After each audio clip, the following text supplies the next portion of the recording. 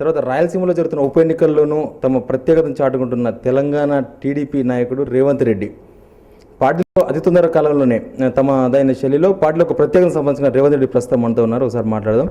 Sir చెప్పండి, ఎలా ఉంది ప్రచారం, ఎలా ఉంది? అంటే ఇక్కడ మొదటి నుంచి కూడా పార్టీల కంటే కూడా వ్యక్తుల ప్రభావం ఎక్కడ.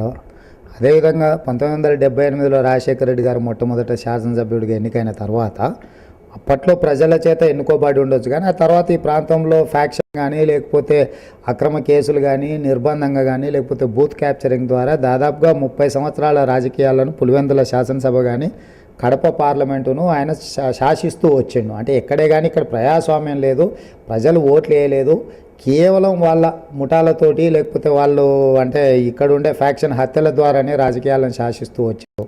మొట్టమొదటిసారి ప్రాంత ప్రజలకు ఓటేసుకునే అవకాశం వచ్చినట్టుగా మాకు కనిపిస్తుంది.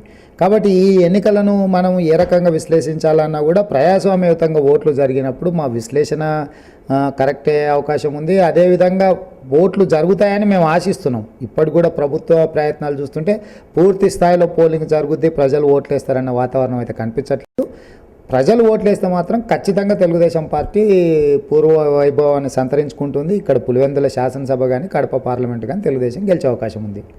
తెలంగాణకు సంబంధించిన నాయకులు ఎవరు కూడా రాయలసీమలో జరిగే ఎన్నికల్లో పాల్గొనొద్దు, ప్రచారంలో పాల్గొనొద్దు, వాళ్ళతో తెలంగాణ ద్రోహులే అని చెప్పి ఎలక్షన్స్ ప్రచారం కన్నా ముందే అక్కడ టీఆర్ఎస్కి సంబంధించిన నాయకులు అన్నారు. అయినా కూడా మీరు ధైర్యం చేసి కడప దాకా వచ్చారు. అంటే ఇక్కడ ఒకటి కొండా సురేఖ లాంటి తెలంగాణ నాయకులు జగన్మోహన్ రెడ్డి గెలుపు కోసం పనిచేసినప్పుడు కడప జిల్లాకు వచ్చి తెలంగాణ ప్రాంతంలో జగన్ గెలుపు కోసం పనిచేసిన వాళ్ళని ఎవరు కూడా వాళ్ళు అంటే వాళ్ళ పర్యటనను వ్యతిరేకించలేదు, ఆ రోజు ఇట్లాంటి ప్రకటనలు కూడా చేయలేదు. ఎప్పుడైతే తెలుగుదేశం పార్టీలో చురుకైన నాయకులు ఎర్రబాల్ దయాకరావు గారు కావచ్చు, కడియం శ్రీహరి గారు కావచ్చు, దేవేందర్ గౌడ్ గారు కావచ్చు, లేకపోతే సీనియర్ ఎంఐహేమీలు అందరు తెలంగాణ ప్రాంతంలో ఉండే నాయకులు జగన్ ఓటమి కోసం ఈ ప్రాంతానికి వచ్చి పర్యటనలు చేస్తుంటే అప్పుడు సడన్గా తెలంగాణ రాష్ట్ర సమితి కానీ ఇంకా కొంతమంది నాయకులు కానీ తెలంగాణ ప్రాంత నాయకులు కడప జిల్లా పర్యటనకు వెళ్ళొద్దు, వెళ్తే తెలంగాణ ద్రోహులే అని ప్రకటన చేయడం జరిగింది. అయితే ఈ సందర్భంగా వాళ్లకు జగన్మోహన్ రెడ్డి గారితో అంతర్గతంగా ఉన్న అవగాహన కానీ రహస్య ఒప్పందం కానీ బయటపడుతుంది తప్ప ఇందులో తెలంగాణ ప్రాంత నాయకులు కడపలోకి లేకపోతే సీమ ప్రాంతంలో వచ్చి ప్రచారం చేయొద్దన్న నిబంధన లేదు. రెండవది, మనం పక్క రాష్ట్రాలకు వెళ్ళి ప్రచారం చేస్తున్నాం.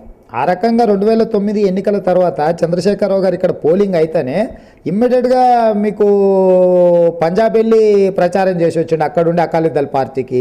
మరి ఏ రకంగా చంద్రశేఖరరావు గారు పక్క రాష్ట్రానికి వెళ్ళి ప్రచారం చేసిండు? ఒకవేళ చంద్రశేఖరరావు గారి ఉద్దేశంలో కానీ తెలంగాణ కోరుకునే నాయకుల ఉద్దేశంలో కానీ ఉద్యమకారుల ఉద్దేశంలో కానీ ఇది ఒకవేళ పక్క రాష్ట్రం అనుకుంటే కూడా ఈ రాష్ట్రంలో కూడా తెలుగుదేశం పార్టీ ఉన్నది అనుకోవచ్చు. వాళ్ళ లెక్కలో చెప్తున్నా. ఈరోజు కలిసి ఉన్నాం కాబట్టి పార్టీ ఆదేశాల మేరకు పార్టీ సూచనల మేరకు ఖచ్చితంగా పార్టీ గెలుపు కోసం ఏ ప్రాంతంలో అయినా, ఇక్కడ కాదు అండమాన్ నికోబార్లో కూడా అక్కడ మున్సిపల్ ఎన్నికలు జరిగితే అక్కడ అభ్యర్థుల గెలుపు కోసం తెలంగాణ ప్రాంత నాయకులు పోయి వచ్చిండ్రు. అంత మాత్రాన అది ప్రాంతంలో లేదు మనం వెళ్ళకూడదు అనే నిబంధన వాళ్ళు పెట్టే వాళ్ళని చూస్తే జాలిపడడం తప్ప, లేదా వాళ్ళకున్న జగన్కు వాళ్ళకున్న అంతర్గత అవగాహన బయటపడుతుంది తప్ప దీని ద్వారా వాళ్ళు సాధించేది. చంద్రబాబు నాయుడు తెలంగాణ ప్రాంతంలో చేసే అనేక పర్యటనలు కూడా తెలంగాణ ప్రజలు కానివ్వండి, పార్టీలు కానివ్వండి అడ్డుకున్నాయి. యాజ్ ఇట్ ఈజ్ రాయలసీమలో కూడా పులివెందుల నియోజకవర్గంలో అడ్డుకోవడం జరిగింది. అంటే చంద్రబాబు గారికి పర్యటనను ఎందుకు ఇలా అడుగుంటున్నారు? ఇప్పుడు ఒకటే అండి, కొన్ని దగ్గర రౌడీ మూకలు, కొన్ని దగ్గరలో రాజకీయ ప్రయోజనాల కోసం కొద్దిమంది ఉద్యమకారులు ముసుగులో చేస్తున్న రాజకీయ పార్టీల కార్యకర్తలు. తెలంగాణ ప్రాంతంలో చంద్రబాబు నాయుడును పర్యటనను వ్యతిరేకించింది ప్రజలు కాదు, లేకపోతే ప్రజా సంఘాలు కాదు, కేవలం తెలంగాణ రాష్ట్ర సమితికి సంబంధించిన కొద్దిమంది రాజకీయ పార్టీలో ఉండే చురుకైన కార్యకర్తలు అభ్యంతర పెట్టినారు. అదొక రాజకీయ కోణంలోనే చూడాలి తప్ప ఉద్యమ కోణంలో చూడాల్సిన అవసరం లేదు. ఈరోజు తెలంగాణ ప్రాంతంలో టీఆర్ఎస్కు 11 మంది శాసనసభ్యులు ఉంటే తెలుగుదేశం పార్టీకి 37 మంది శాసనసభ్యులు. ఏ గ్రామాలకు వెళ్ళినా గ్రామ కమిటీలు కానీ లేకపోతే ప్రజలలో పార్టీకి బలమైన పట్టు ఉంది. మరీ ముఖ్యంగా బడుగు బలహీన వర్గాలు, మైనారిటీ వర్గాల కోసం తెలంగాణ ప్రాంతంలో ప్రజాస్వామ్యంలో ఓటు హక్కును కల్పించి అధికారాన్ని కల్పించిన పార్టీ తెలుగుదేశం పార్టీ. కాబట్టి ఈరోజు తెలంగాణ ప్రాంతంలో చంద్రబాబు నాయుడు గారి పర్యటనను నిలువరించే ప్రయత్నం కానీ రాళ్ళేసే ప్రయత్నం చేసింది తెలంగాణ రాష్ట్ర సమితికి సంబంధించిన నాయకులు చేసింది. వాళ్ళ చిల్లరమల్లర ప్రయత్నాలు అన్నిటిని కూడా తెలుగుదేశం పార్టీ కార్యకర్తలు తిప్పికొట్టారు. ఈరోజు తెలంగాణ ప్రాంతంలో మొన్న ట్యాంక్ బండి మీద పోయినప్పుడు చంద్రశేఖరరావు గారి మీద కూడా చెప్పులు వేసిండ్రు, మనందరం చూసినాం అది. కాబట్టి అంటే మీకు కొన్ని ప్రాంతాల్లో ఒక ఉద్యమం జరుగుతున్నప్పుడు, ఒక ఉద్విగ్నమైన పరిస్థితులు ఉన్నప్పుడు కేశవరావు మీద అయితేంది, మధు యాస్కి మీద అయితేంది చాలామంది మీద దాడులు జరిగినాయి. అది ఆ కోణంలోనే చూడాలి తప్ప నాయకుడు ఆ ప్రాంత ప్రజలు అతన్ని వ్యతిరేకిస్తున్నట్టుగా కాదు.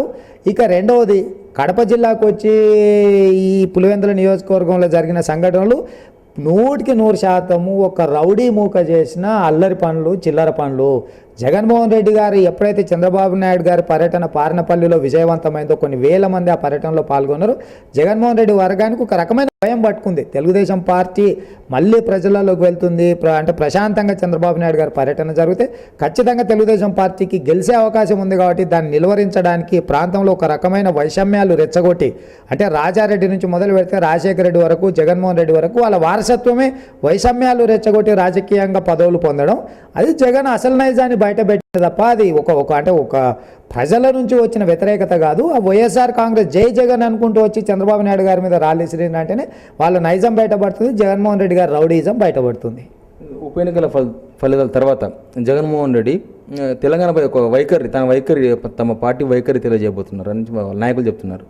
అదే కోలు చంద్రబాబు నాయుడు గారు టీడీపీ పార్టీ స్పష్టమైన వైఖరిని ఇంకా మరింత స్పష్టంగా ఈ తెలంగాణపై ఇవ్వబోతుందా? ఇప్పుడు చంద్రబాబు నాయుడు గారికి జగన్మోహన్ రెడ్డి గారికి ఒకవేళ పోలిస్తే నక్కకు నాగలోకానికి పోల్చినట్టు ఉంటుంది. చంద్రబాబు నాయుడు గారు విస్పష్టంగా ఒక 30 సంవత్సరాల అనుభవం కలిగిన నాయకుడిగా, ఒక ప్రధాన ప్రతిపక్ష పార్టీగా 7 సార్లు ఈ రాష్ట్రంలో శాసనసభ ఎన్నికలు జరిగితే 4 సార్లు అధికారంలోకి వచ్చిన తెలుగుదేశం పార్టీగా విస్పష్టంగా రాతపూర్వకంగా కేంద్ర ప్రభుత్వానికి లేఖ ఇవ్వడం జరిగింది. కాబట్టి చంద్రబాబు నాయుడు గారు మరొక్కసారి ఏదైనా చెప్పాలన్న వాదన ఎవరైతే తీసుకొస్తారో రాజకీయ స్వార్థ ప్రయోజనాల కోసం ఈ రకమైన వాదన తీసుకొస్తుండ్రో తప్ప తద్వారా తెలంగాణకు వచ్చే ప్రయోజనం ఏం లేదు. నెంబర్ 1. నెంబర్ 2, జగన్మోహన్ రెడ్డి గారికి జెండానే ఉంది, ఎజెండా లేదు. మీరు చూసింది కదా, 3 రంగుల జెండా వేసుకొని దాంట్లో రాజశేఖర రెడ్డి గారు ఏ సంక్షేమ పథకాలలో అవినీతికి పాల్పడ్డాడో, అభివృద్ధి పథకాలలో అవినీతికి పాల్పడ్డాడో అవే సింబాలిక్గా పెట్టుకొని రాజశేఖర రెడ్డి తల ఆయన చుట్టూత ఆయన అవినీతికి, అక్రమాస్తుల సంపాదనకు పనికొచ్చే పథకాలనే వాటి చుట్టూత పెట్టుకున్నాడు. అంటే జగన్మోహన్ రెడ్డి గారు ఎక్కడే కానీ పార్టీ ఎజెండాను కానీ తను భవిష్యత్తులో ప్రజలకు ఏ రకమైన సేవలు చేస్తాడో చెప్పదలుచుకోలేదు.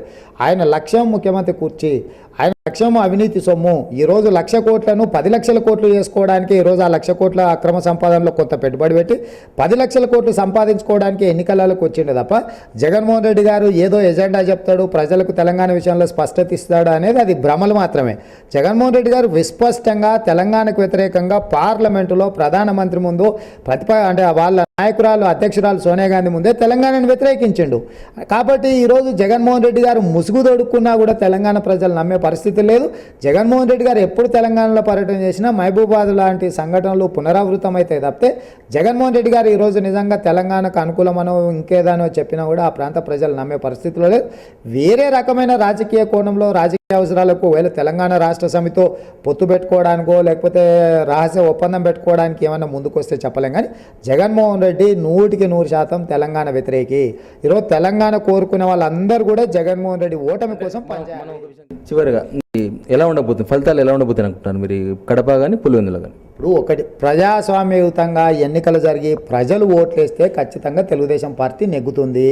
అలా కాకుండా దౌర్జన్యాల ద్వారా పోలింగ్ చేసుకుంటే జగన్మోహన్ రెడ్డికి అవకాశం ఉంటుంది. అధికార దుర్వినియోగము